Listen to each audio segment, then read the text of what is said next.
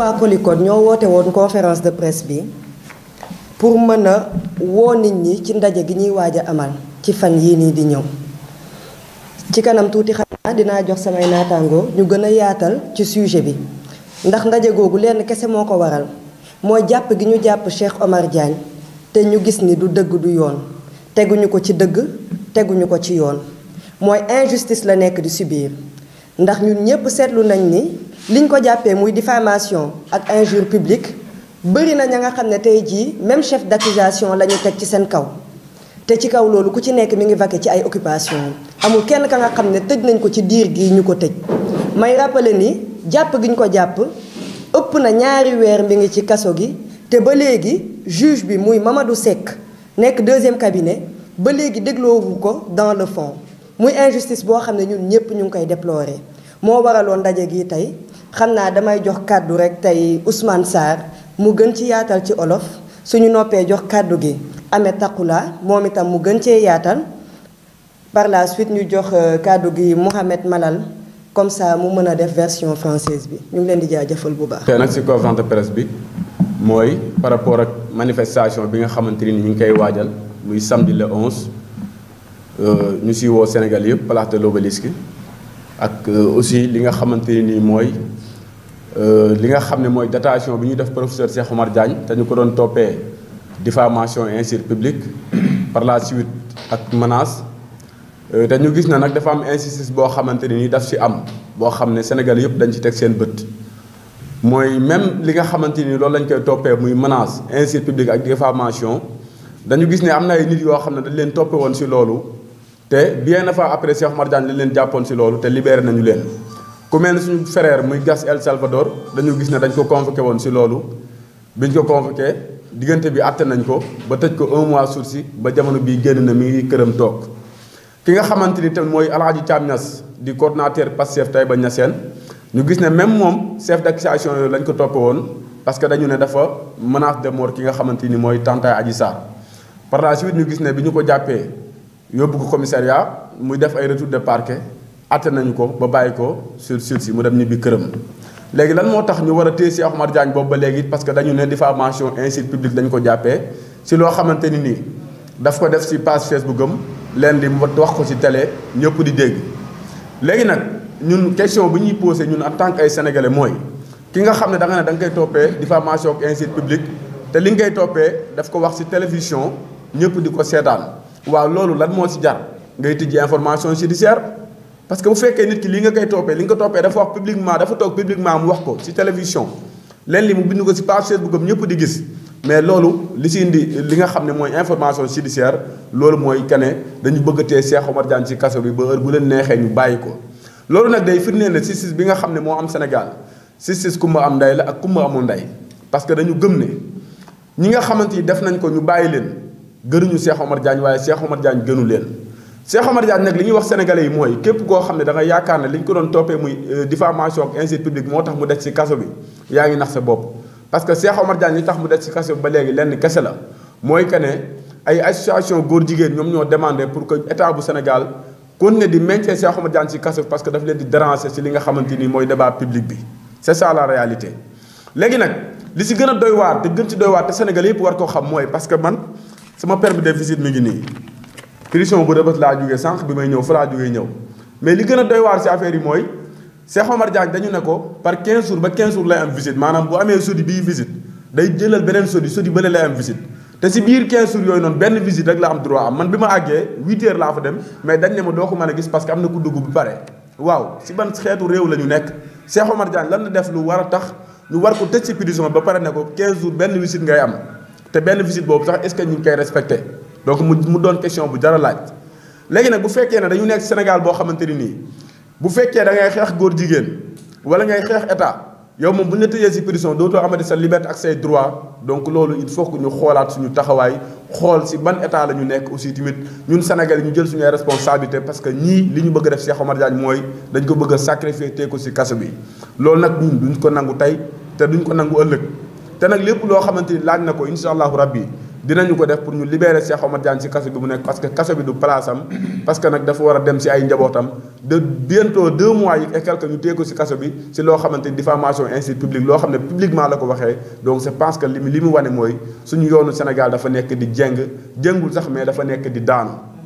léegi nag beneen bi ci des mooy sénégalais ñu ngi leen wax ne leen tey jii à 14h ñi nga xam ne ñooy waa ànd sàmm jikko yi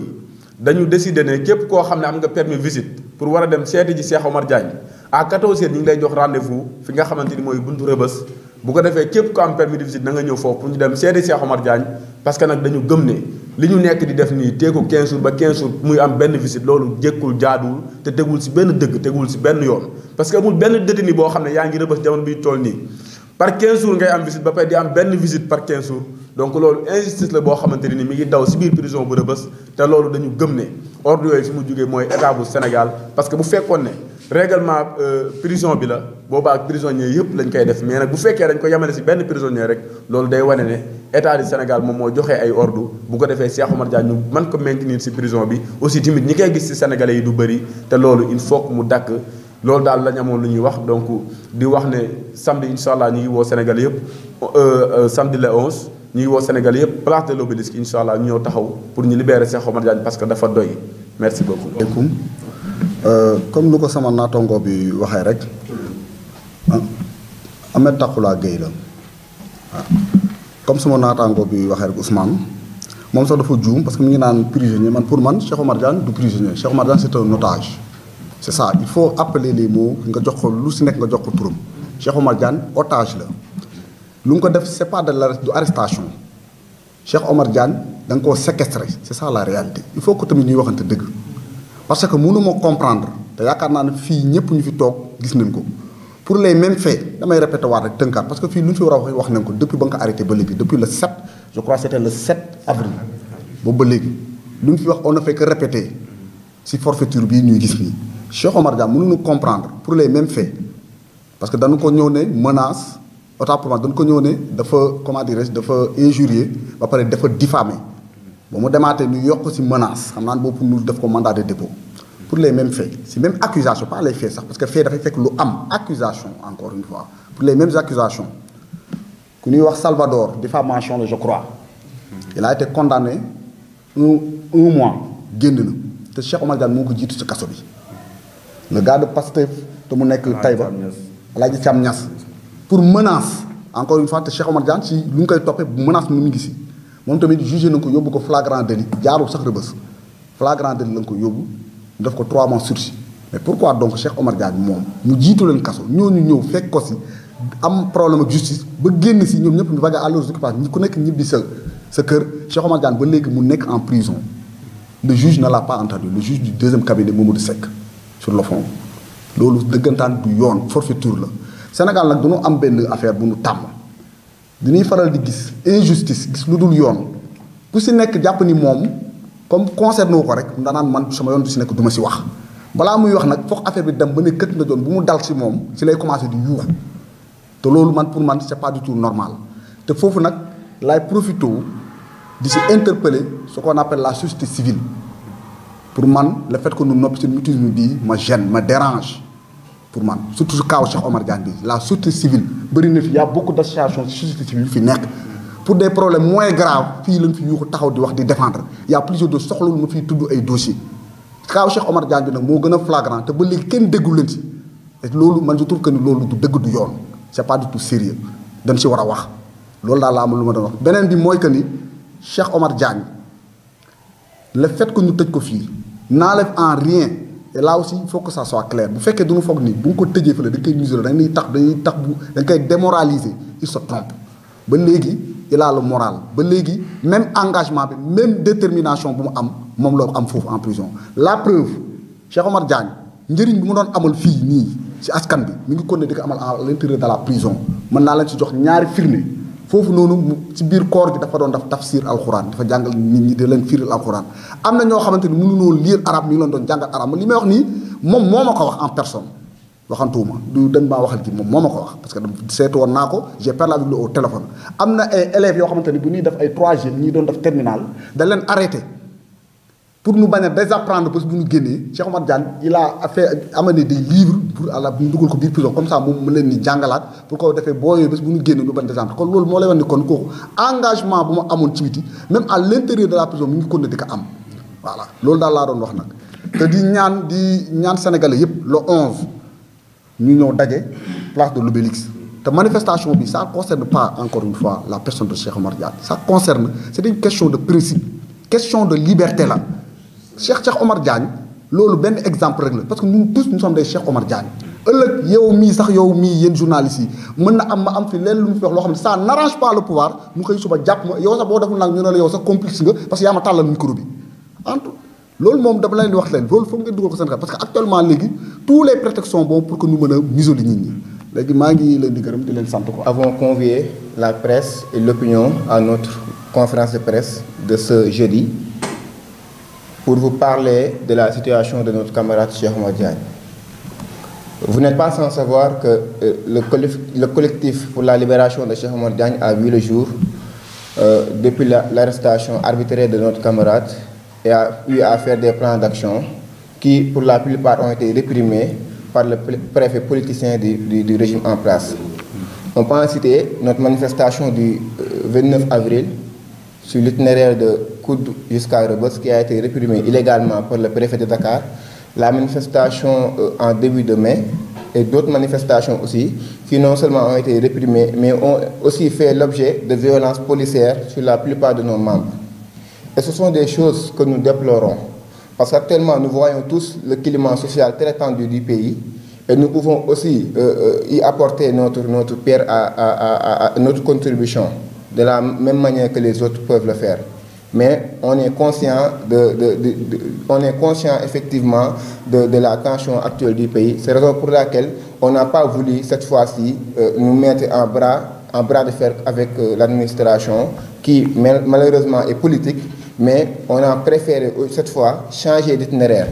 Parce que pour la plupart, on prenait l'itinéraire de Koud jusqu'à Médina, même si nous savons que nous sommes dans nos droits, mais on s'est dit cette fois-ci, retournons à la place de l'Obélisque pour convier le maximum de Sénégalais pour qu'ils répondent à notre appel. Parce que, comme mon camarade vient de le dire, le cas de Cheikh Oumar Diagne, c'est juste la face visible de l'iceberg. Ce n'est pas Cheikh Oumar Diagne, sa personne qui nous a menés à ce combat. Parce que pour lui, son cas, il est serein, il est bien là où il est. Mais c'est l'injustice que nous voulons déplorer. Parce qu'il y a des cas qui ont été cités tout à l'heure, comme le cas de Gas El Salvador. Il a été arrêté à Saint-Louis sur plainte du beau-frère du président de la République. Il a été jugé pour les mêmes chefs d'accusation que Cheikh Oumar Diagne. Il a été condamné pour 1 mois de ferme, n'est-ce pas? Pour l'autre aussi, le cas de Aladi Tchamias de Taïba Niassène, il a été poursuivi pour les mêmes chefs d'accusation et il a bénéficié du sursis. Aussi, on a le cas de l'autre, la dame là, Gabrielle Kane, qui a été aussi condamné en sursis. Mais le plus grave en tout ça, c'est votre confrère Madiambal Diagne qui a été condamné à 3 mois ferme et qui ne s'est jamais inquiété. Madiambal Diagne n'a jamais fait la prison de Rebeuss sur le cas de diffamation contre le juge Téliko. Donc, compte tenu de tout cela, nous, Colicot, on se demande de quelle justice se fier. Parce qu'on ne peut pas comprendre que lorsqu'on dérange, qu'on ne peut pas comprendre que lorsqu'on exerce sa liberté d'opinion, sa liberté d'appartenance politique, sa liberté d'expression, et ça n'arrache pas le pouvoir en place, vous êtes victime de musulmans, vous êtes victime de séquestration, vous êtes victime de liquidation sur des bases illégales, illégitimes et injustes. Et ça, le plus grave, c'est sous le silence de pratiquement tous les leaders d'opinion qui sont dans le pays. Et c'est chose que nous déplorons. Maintenant, le Colicot tient à appeler toute la population sénégalaise à la grande marche pacifique organisée ce samedi 11 juin à partir de 14h jusqu'à 19h de la place de l'Obélisque au rond-point RTS. Et nous appelons au préfet de Dakar, Mortala Tine, qui est aujourd'hui une main forte du pouvoir, pour faire le sale boulot parce que empêcher des Sénégalais qui ont respecté la loi, qui ont déclaré leur manifestation, qui ont répondu à l'appel, actuellement à l'heure où on vous parle, il y a des camarades qui sont au commissariat pour faire l'enquête de routine pour la manifestation. Donc, ce qui veut dire que nous sommes des légalistes. Si nous voulions faire des choses hors la loi, on n'allait pas en informer le préfet. Parce que souvent, on dit qu'il s'agit de yéglé. Vous voyez. Donc, si on fait tout cela, c'est parce que nous sommes soucieux de l'état de droit. Nous défendons, nous faisons ce que nous défendons. C'est pour cela qu'à chaque fois qu'on tienne informé, comme la loi nous le dit, l'autorité compétente. Mais malheureusement, cette dernière n'a jamais tenu ce que la loi lui recommande de faire, et toujours sous les ordres du régime en place. C'est pour cela que cette fois-ci, on lui rappelle à se ressaisir et à faire appliquer la loi. On ne veut pas de confrontation, on ne veut pas de bras de fer entre nos frères forces de l'armée, de défense et de sécurité. Ce que nous voulons, c'est de manifester librement, dans la tranquillité, dans la paix, et rentrer chez nous, et que exiger, comme nous l'avons dit, la libération du camarade Cheikh Omar Diagne, qui est aujourd'hui victime d'une justice à deux vitesses, qui est victime d'une séquestration, d'une intimidation des lobbies pro-LGBT défendus par le gouvernement en place. Comme je l'ai dit, l'arrestation de Cheikh Omar Diagne est aujourd'hui une sorte de complaisance aux pro-LGBT qui soutiennent notre gouvernement. Parce que quoi qu'on puisse dire, on peut tous affirmer que le président Macky Sall soutient l'agenda LGBT. Parce qu'il n'a jamais fait des actions allant dans l'encontre de cet agenda. Il a toujours soutenu cet agenda, que ça soit visiblement. Il l'a dit dans une interview, il a dit que en tout cas, les homosexuels n'auront pas de problème avec le gouvernement, avec moi, peut-être avec le peuple. Il avait dit que nous ne sommes pas prêts, mais actuellement, il est en train de nous y préparer. Et c'est pour cela que nous serons toujours face à cette forfaiture, nous serons toujours face à cet acte ignoble et contre nature qui menace la survie de l'humanité. Le camarade Ousmane Sarr a dit tout à l'heure que ce matin, il était à la prison de Rebeuss. Et à notre grande surprise, on a tous remarqué que Cheikh Omar Diagne a vu ses libertés de visite bafouées. Non seulement il a été arrêté illégalement, non seulement il a été séquestré, parce que sur ces simples faits, même pas des faits, mais ces chefs d'accusation que sont la diffamation, l'injure publique, les menaces entre guillemets. Pourquoi ouvrir une information judiciaire? D'autant plus que ce sont des faits qu'on lui reproche, qui sont visibles, qui sont disponibles sur l'Internet, qui sont disponibles sur sa page Facebook. On n'a pas dit que Cheikh Omar Diagne est allé chez quelqu'un pour lui faire du mal. Ça, on pourrait comprendre que la justice ouvre une information judiciaire pour voir si ces accusations sont vraies ou fausses. Mais ils disent qu'il a diffamé. Mais qu'on lui juge sur ça, et qu'on dise qu'il a diffamé ou non, ils disent qu'il a menacé via des supports informatiques. Qu'on sorte cela pour dire que oui, à ce poste, Cheikh Omar Diagne a dit ceci, ou bien à cet appel, Cheikh Omar Diagne a dit ceci, mais pourquoi autant ouvrir une information judiciaire alors qu'on ne l'a pas fait avec d'autres Sénégalais? Pourquoi donc? Parce que ça revient toujours à dire que nous, ce que nous pensons est la réalité. On ne fait pas de fausses accusations pour dire que oui, Macky Sall est là pour les homosexuels, pour dire que notre justice est soumise à l'exécutif. Non. Ce que nous disons, c'est basé sur des faits. Et le cas de Cheikh Omar Diagne est un parfait exemple pour montrer qu'aujourd'hui, que la justice est à genoux devant le président Macky Sall. Dire mes camarades, nous sommes là au nom du Colicot pour dénoncer l'arrestation ou bien la prise d'otage arbitraire du professeur Cheikh Omar Diagne. Tout d'abord, comme mes camarades l'ont aussi bien souligné, en parlant du mutisme de beaucoup d'acteurs politiques et aussi membres de la société civile. De cette même manière aussi, nous remercions aussi le soutien moral de certains leaders. On a vu hier un Dambouch qui a apporté publiquement son soutien au professeur Cheikh Omar Diagne, à Ousmane Sonko aussi qui a apporté publiquement son soutien au professeur Cheikh Omar Diagne. Parce que ce n'est pas évident que des acteurs politiques prennent aussi position sur ces genres de situations. Mais nous avons vu et nous magnifions aussi leur courage. De ce caractère de cette justice injuste. Pourquoi j'ai dit que cette justice est injuste? Cette justice est injuste dans la mesure où elle permet à Boughazali, qui a, au lieu de l'emprisonner, qui a été pris la main dans le sac avec plus de 32 milliards. 32 milliards qui peuvent faire effondrer l'économie sénégalaise. Récemment, il y a juste 1 an et quelques, ou bien bientôt 2 ans, Moustapha Cissé Lo, sur une chaîne de télé, a dit publiquement qu'il connaissait les immeubles au niveau de Dakar qui ont été construits par l'argent de la drogue. Il n'a demandé qu'un saisie du procureur. Et jusqu'à présent, le procureur ne s'est pas autosaisi. Donc, lorsqu'on parle de justice injuste, nous prenons aussi l'exemple de Gabriel Kane et autres. Le professeur Cheikh Oumar Diagne est justice d'opinion, justice de ses et pris otage de ses idées, de ses opinions. Pourquoi? Parce que tout le temps, vous voyez Madiabel, votre confrère, dans son journal, Le Quotidien, diffamer, injurier, insulter des personnalités. Il n'a jamais été inquiété. Tout le temps, vous voyez aussi un certain Cheikh Oumar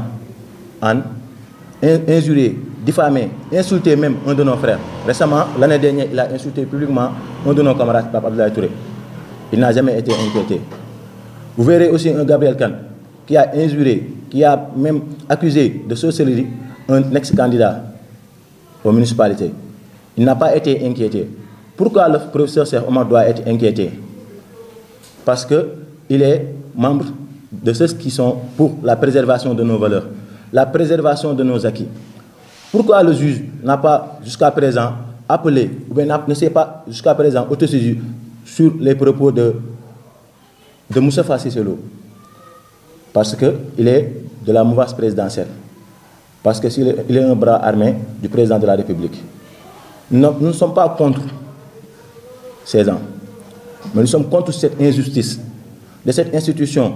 tant prônée, tant santée autrefois, mais qui est actuellement en train d'être bafouée par ces magistrats qui ne disent plus la justice, mais qui disent les volontés du président Macky Sall. Ces magistrats qui autrefois, lorsqu'on parlait de justice, de ces jeunes, ils se disaient que je voulais être un juriste ou un magistrat. Maintenant, personne n'a le goût du droit à cause de ces magistrats qui n'interprètent plus les textes, mais qui interprètent les volontés du président de la République.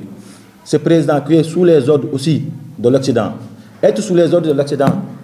c'est faire persévérer aussi l'homosexualité. Récemment, il y a 2 jeunes qui ont été arrêtés à Pékin. Ils ont été portés plainte par un homosexuel. Vous ne le savez pas, peut-être, mais il y a 2 jeunes qui ont été arrêtés à cause d'un homosexuel. Et pourtant, aujourd'hui, au Sénégal, ce n'est pas des délinquants. Aujourd'hui, au Sénégal, nous parlons de Farba Ngom qui a un guichet automatique, c'est lui, mais qui n'a pas été inquiété par cette justice. Raison pour laquelle nous, Colitote, nous dénonçons l'arrestation arbitraire du professeur Cheikh Oumar Diagne et appelons à la mobilisation, à la manifestation ce samedi. Vous parliez tantôt de non-autorisation ou pas du préfet.